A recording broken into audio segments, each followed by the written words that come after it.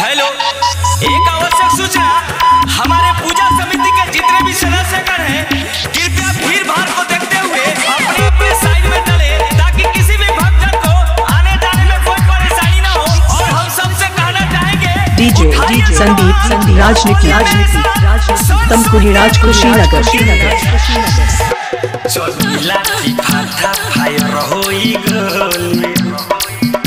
जे सरस्वती माई के नारा ना बोले, चलिला की फाटा फायर होई गली, जे सरस्वती माई के नारा ना बोले। होवे एक फसन माथे गमछा लबान, होवे एक फसन माथे गमछा लबान, झुमा सब लोग मूर्ति घूमी फरटले।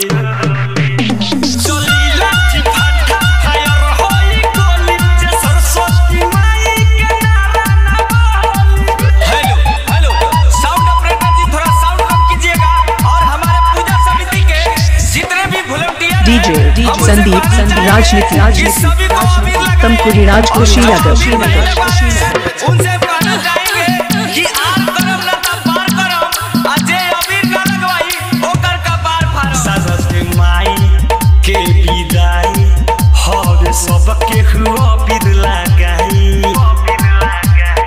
सरस्वती माई के विदाई हवे सबके हुआ बीर लगाई। करे में लाइन बाजी जौन होई राज, जे कलम त खेलले हम खूने बेहली। चली लाठी फाटा फायर होई गली, जे सरस्वती माई के नारा ना बोली। चली लाठी फाटा फायर होई गली, जे सरस्वती माई के नारा ना बोली। हेलो हेलो, अरे साउंड ऑपरेटर साहब थोड़ा साउंड बंद कीजिएगा।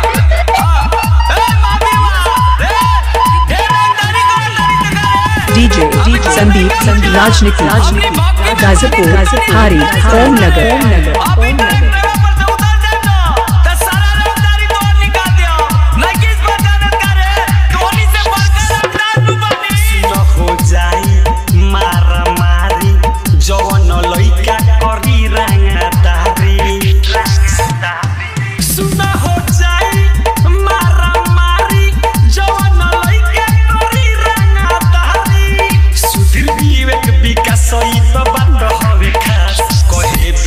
राज के हुकी के ना ढोली।